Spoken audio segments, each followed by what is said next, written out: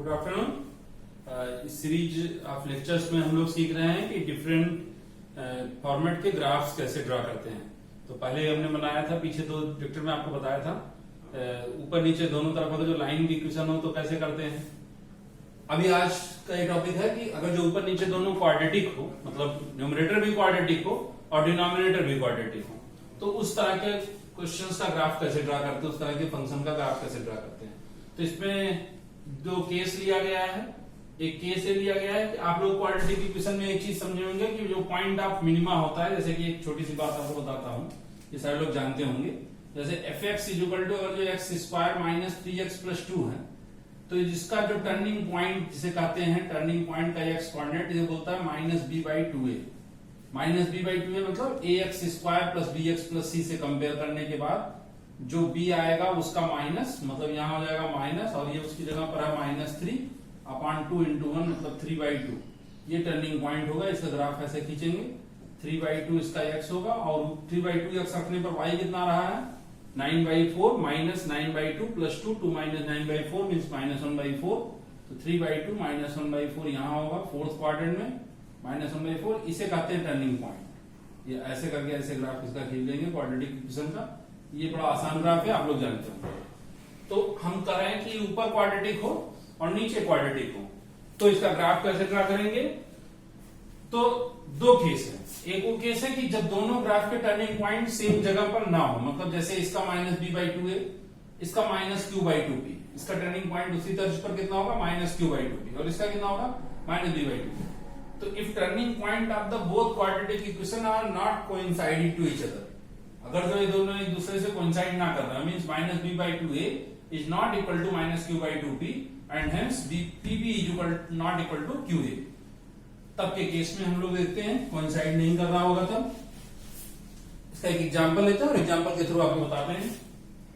एक एग्जांपल है इसका एफ एक्स। एग्जांपल इस तरह से है x square minus 3x plus 2 X square minus 7x plus 2। आप देख रहे हैं इसका जो टर्निंग पॉइंट होगा वो माइनस आप माइनस 3/2 जैसा कि अभी बताए थे वो होगा, और इसका टर्निंग पॉइंट कितना होगा 7/2। तो 3/2 और 7/2 इक्वल नहीं होते, इसके नाते वो इस केस के लिए फिट एग्जांपल है। तो पहला स्टेप क्या करेंगे, स्टेप फर्स्ट है drawing real number line plotting. जो पहले लेक्चर में हमने बताया है 3 इंपॉर्टेंट स्टेप में, real number line plotting. Real number line plotting करने से हमको सिर्फ क्या पता चलेगा, सिर्फ हमको पता चलेगा of F x, different x पर एफ एक्स की साइन क्या है सिर्फ वो पता चलेगा, उससे ग्राफ नहीं पता चलता है। रियल नंबर लाइन प्लॉटिंग के लिए क्या करते हैं आप, करो पूरे सारे टर्म को अगर जो तोड़ सकते हैं तो लीनियर टर्म में तोड़ते हैं। जैसे टूट जाएगा x माइनस 1 x माइनस 2 में, और नीचे किसमें टूट जाएगा x माइनस 3 x माइनस 4 में।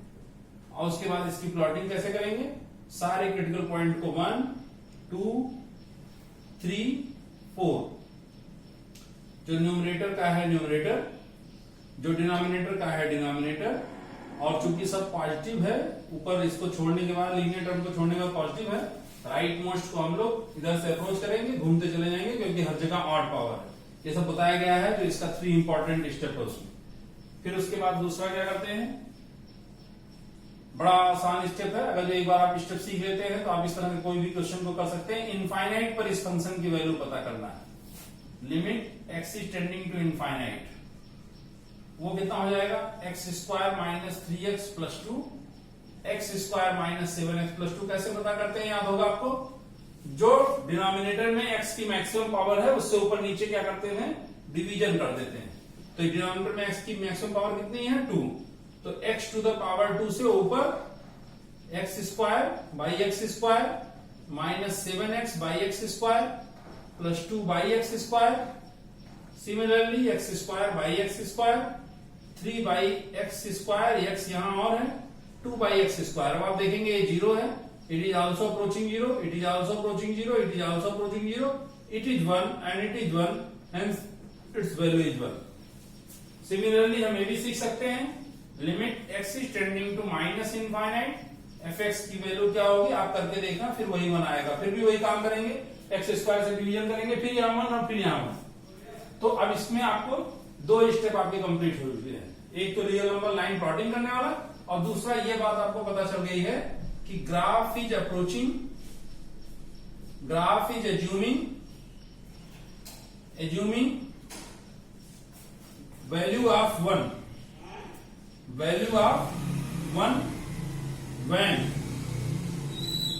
x is approaching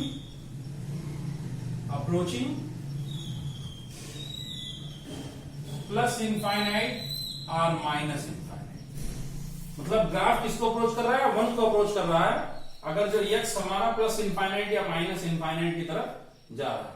इन सारे जानकारी को रखते हुए, रियल नंबर को यूटिलाइज करते हुए हम लोग तीसरा स्टेप, 3 स्टेप में आपको हमें समझाना है। थर्ड स्टेप ये है, यहां लिख रहा हूं थर्ड स्टेप। ये थर्ड स्टेप इस जगह पे ऐसे लिख सकते हैं, इरेक्ट एसिम्पटोट्स के बारे में हमने बताया फर्स्ट लेक्चर में, आप वहां जाके देख सकते हैं। एसिम्पटोट्स वो लाइन होती है जिसको ग्राफ इनफाइनाइट पर टच करते हुए प्रतीत होता है। एसिम्पटोट्स इन XY plane and draw graph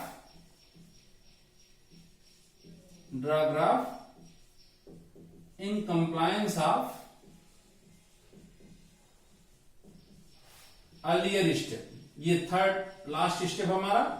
कहते हैं कि आपको कुछ नहीं करना है, आपको XY प्लेन ऐसे खींच देना जिस पर ग्राफ बनेगा, जिसका x एक्सिस होगा और y एक्सिस fx होगा, और ऊपर वाले दोनों स्टेप को फॉलो करते हुए, मतलब हमारा ग्राफ ऐसा होना चाहिए कि x बराबर 3 पर डिनोमिनेटर के रूट पर एसिम्पटोट बनता है, x बराबर 4 पर एसिम्पटोट बनता है। एसिम्पटोट बनने का मतलब क्या हुआ? x इक्वल टू 3 ऐसे एक लाइन होगी जिसको ग्राफ कभी भी टच नहीं करेगा, इनफाइनाइट पर टच करेगा।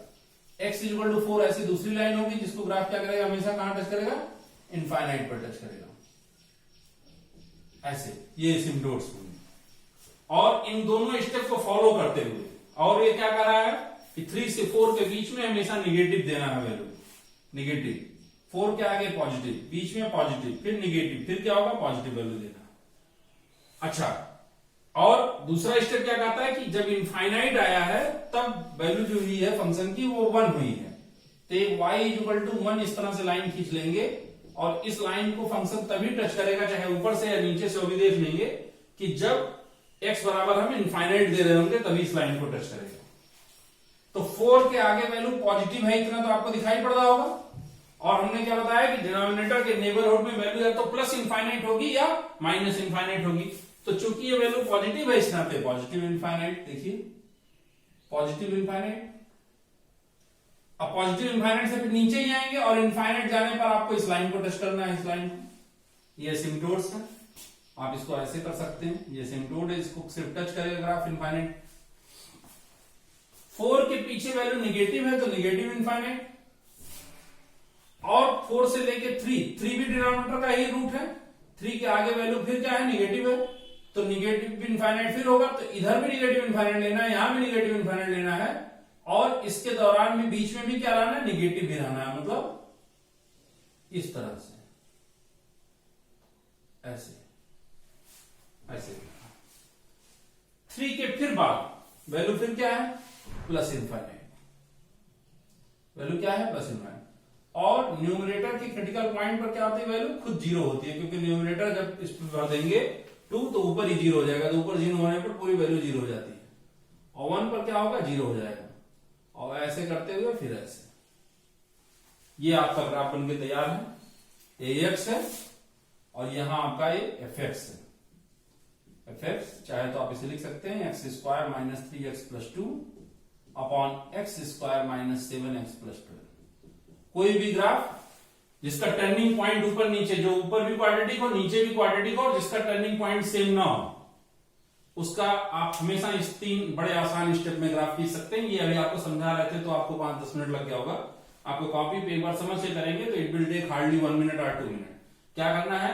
नंबर लाइन प्लॉटिंग करनी है, इनफाइनाइट माइनस इनफाइनाइट पर वैल्यू पता करनी है।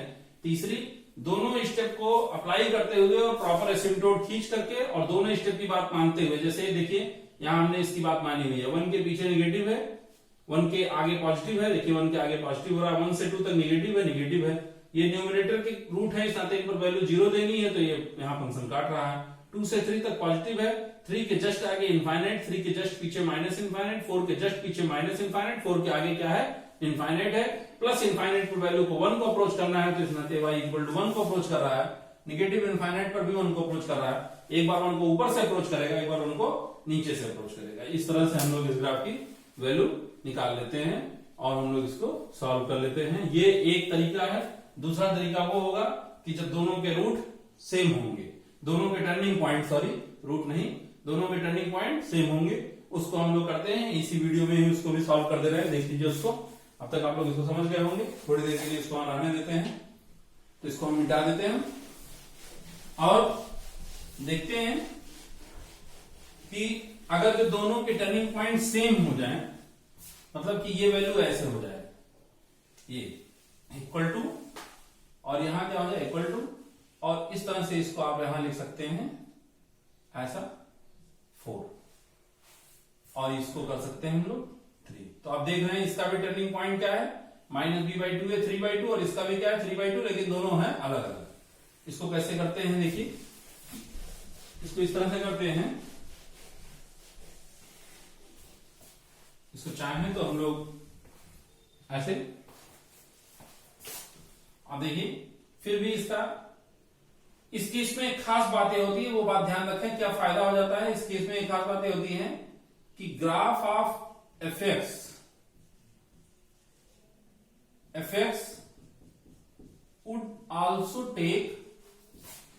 would also have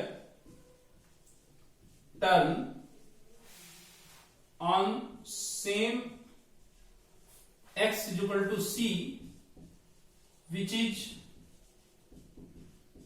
common abscissa for term of numerator and denominator, n stands for numerator and d stands for denominator। तो ये जानकारी आपका बहुत समय आपको बचा देती है। जैसे कि अभी मैं आपको यहां करके दिखाता हूं, इसका न्यूमरेटर क्या है 3/2 और -1/4, और इस तरह से इसका ग्राफ ऐसे होगा। इसे हम लोग n कह सकते हैं इस ग्राफ को। इसका देखिए न्यूमरेटर कितना है, इसका टर्निंग पॉइंट 3/2, और 3/2 पर कितना हो जाएगा 7/4। अब 3/2 इसमें पुट करके सिर्फ इसका ग्राफ बना रहा हूं डिनोमिनेटर का, और ये है न्यूमरेटर, ये है न्यूमरेटर। आप इसमें 3/2 पुट करके देखो, 9/4 minus 9/2, 9/4 minus 3 into 3/2 means 9/2 plus 4 minus 9/4, और इस तरह से 7/4। तो 3/2 पर कितना आ जाएगा 7/4। ये देखिए ये हो जाएगा, और ये हमेशा इससे जो डिनोमिनेटर हमेशा न्यूमरेटर से कितना इक्वल रहेगा, तो 2 इक्वल बड़ा रहेगा। बस किसी भी x पर इसकी वैल्यू जितनी है उतने में ही 2 और ऐड कर दोगे तो आपको वैल्यू चली आएगी डिनोमिनेटर की। तो डिनोमिनेटर का ग्राफ भी उसके साथ ऐसे खींचेगा, ऐसे एकदम दोनों के बीच में हमेशा डिफरेंस बराबर रहेगा 2 यूनिट का। ये 2 यूनिट हमेशा नीचे रहेगा। किसी भी पॉइंट पर आपको वैल्यू देखनी हो तो आप बस 2 यूनिट उसको ऊपर कर दीजिए। इसी पूरे ग्राफ को समझिए 2 यूनिट ऊपर कर दिया गया, ऐसे ऐसे। ये है आपका डिनोमिनेटर, ये है न्यूमरेटर और ये है डिनोमिनेटर। किसी भी समय इसकी जो वैल्यू है वो 2, इसी नाते देखिए इसकी वैल्यू कितनी है 2। 7/4 में से आप 2 सब्ट्रैक्ट करेंगे तो -1/4 है। तो ये जैसे ही इस तरह का ग्राफ आएगा, इस पे आईआईटी में बहुत क्वेश्चन आए हुए हैं, जैसे ही इस तरह का, अगर जो टर्निंग पॉइंट सेम नहीं है तब तो आप उस मेथड से करेंगे, और टर्निंग पॉइंट सेम आ जाता है तो आप ये काम करेंगे कि तुरंत आपको एक चीज समझना चाहिए कि जो ग्राफ होगा वो भी उसी जगह पर ही टर्न लेगा। तो ग्राफ का भी टर्न उसी जगह पर होगा। और रही बात बाकी सबकी, जैसे इसका नंबर लाइन प्लॉटिंग आप देखोगे, अगर इस ग्राफ का नंबर लाइन प्लॉटिंग करते हैं, स्टेप 1 जो है हमारा, स्टेप 1 नंबर लाइन प्लॉटिंग, तो आप क्या नंबर लाइन प्लॉटिंग में देख रहे होंगे x-1 x-2, और नीचे वाली जो चीज है इट इज ऑलवेज पॉजिटिव। सारे x के लिए क्या है पॉजिटिव। क्यों? क्योंकि आप यहां ग्राफ भी बना हुआ वो भी देख सकते हैं, नहीं तो a is greater than 0, d is less than 0। इस केस में ग्राफ हमेशा कौन सी वैल्यू लेता है पॉजिटिव। तो इसका नंबर लाइन प्लॉटिंग ये है कि 1 और 2 दोनों के दोनों न्यूमरेटर के रूट हैं 2 के आगे पॉजिटिव 1 के पीछे पॉजिटिव 1 और 2 के बीच में निगेटिव। और दूसरा स्टेप 2 जो हम लोग करते हैं, step 2 limit x is tending to infinite x square minus 3x plus 2 upon x square minus 3x plus 4। अभी हम लोग करेंगे इसको, फिर भी 1 आएगा, आपको पता है, एक्स स्क्वायर से डिवीजन करेंगे तो ये बचेगा और ये बचेगा, बाकी सब मान जाएंगे। इसी तर्ज पर अगर जो limit x is tending to minus infinite x square minus 3x plus 2 upon x square minus 3x plus 4 ऐसा करेंगे तो फिर भी आंसर कितना आने जा रहा है 1। तो आपका जो टर्निंग पॉइंट होगा ये इनफाइनाइट और माइनस इनफाइनाइट फंक्शन की जो वैल्यू होगी वो 1 होगी, और डिनोमिनेटर कहीं भी 0 नहीं हुआ, इसके नाते कोई भी इसका एसिम्प्टोट्स y एक्सिस के पैरेलल नहीं होगा। लेकिन इनफाइनाइट पर वो कितना दे रहा है 1, तो y इक्वल टू 1 एक एसिम्प्टोट होगा जो x एक्सिस के पैरेलल होगा। तो इस ग्राफ के साथ एक बड़ी बात पता चली कि y equal to 1 is the asymptote of this graph which is parallel to x axis, means this asymptote is being touched by the graph at x is equal to infinite y equal to 1। और 1 और 2 पर इसको 0 होना है, 1 से 2 के बीच में negative होना है, 2 के आगे पॉजिटिव होना है, उनके पीछे पॉजिटिव होना है। ये इतनी बात आपको पता चल गई। 1 पर 0 ग्राफ पे, 2 पर 0 पता चल गई। और तीसरी बात, ये ग्राफ अपने नेचर से खुद बता रहा है कि इसको टर्न कहां लेना है, 3/2 पर। अब आप सोच सकते हैं कि 3/2 पर अगर टर्न लेगा कितना आंसर मिलेगा। ये न्यूमरेटर है, 3/2 पर -1/4 दे रहा था, ये डिनोमिनेटर है 3/2 पर 7/4 दे रहा था। अगर जो 3/2 पर इस फंक्शन की वैल्यू पता करेंगे तो -1/4 अपॉन 7/4, इस तरह से -1/7 कितना आंसर आ जाएगा, -1/7। और यहां टर्म देना है, यहां से यहां तक निगेटिव रखना है और यहां टर्म देना ही है। उसके बाद इसको यहां जाना है, इसको अप्रोच करने, और इसको यहां जाना है, इसको अप्रोच करने। ये सिमेट्रिकल है इसके वो। तो ये पोर्शन ग्राफ का पोर्शन नहीं है, दिस इज जस्ट एसिम्प्टोट्स। ये क्या है हमारा एसिम्प्टोट। ग्राफ कौन है ये, आप इसको चाहें तो एसिम्प्टोट, और इसे आप चाहें तो y equal to x square minus 3x plus 2 upon x square minus 3x plus 4। तो ये जो है ग्राफ है x square minus 3x plus 2 का upon x square minus 3x plus 4 का। तो इसको आप चाहें तो इसको भी नोट कर सकते हैं, इसका आप जैसे चाहे वैसे आप उपयोग कर सकते हैं। इस तरह से ढेर सारे क्वेश्चन आईआईटी में आते हैं कि जिसमें ऊपर क्वाड्रेटिक होता है, नीचे क्वाड्रेटिक होता है। आपसे एक्सपेक्ट किया जाता है कि आप उसका ग्राफ खींच करके जो क्वेश्चन में लिखा हुआ है उसकी वैल्यू पता कर सकें। Once you are able to draw the graph of the function, then you can answer several questions which are depending on the graph. Suppose for example take this question itself. इस question को ही आप लोग, और कोई आपसे पूछ रहा है कि ये ग्राफ किसके अबाउट सिमेट्रिक है, तो इसका आंसर है x इक्वल टू 3/2 के अबाउट सिमेट्रिक है, जैसा उधर वैसा इधर। कोई कहे इसकी मिनिमम वैल्यू कितनी है, -1/7 है। कोई कह रहा है कि इसका मैक्सिमम वैल्यू कितना है, ये y इक्वल टू 1 है, जो कभी ये ले नहीं सकता। कब तक इंक्रीजिंग है, कब तक डिक्रीजिंग है, जो कुछ आप पता करना चाहें वो पता कर सकते हैं। कभी भी किसी ग्राफ में मैंने बताया कि आपको, जैसे अभी हम लोग पिछला क्वेश्चन कर रहे थे, उस क्वेश्चन में जैसे कि हम लोग देख रहे थे कि 3 और 4 के बीच में टर्निंग पॉइंट था, इस तरह से ग्राफ था। न्यूमरेटर का क्रिटिकल पॉइंट 3 था और 4 था, और ऐसे टर्न बनाना पड़ा था हमको। अभी पिछले क्वेश्चन को आप जाकर के पीछे इसको वैसा पीछे कर करके देखेंगे तो आपको मालूम चलेगा यहाँ था। अब यहाँ टर्न है, अगर आपके if you are desiring, you are wishing to have the value of this turning point, तो कहीं भी टर्न हो वो वैल्यू निकालने के लिए उस फंक्शन को डिफरेंशिएट कीजिए, जिस एक्स पर वो 0 आ जाए उस एक्स पर समझिए टर्निंग पॉइंट है। तो आप ऐसे पता कर सकते हैं। बाकी what ever the possible questions that can be asked about a particular graph, a particular function, that always may be answered only after knowing the graph of that function. That's why this portion is very much important in the calculus. So you must have very good expertise in drawing the graph of the function. In next video I will be there with another important type of the function, which graph will be drawn in which way, that I will explain. Okay, thank you. Subscribe our channel.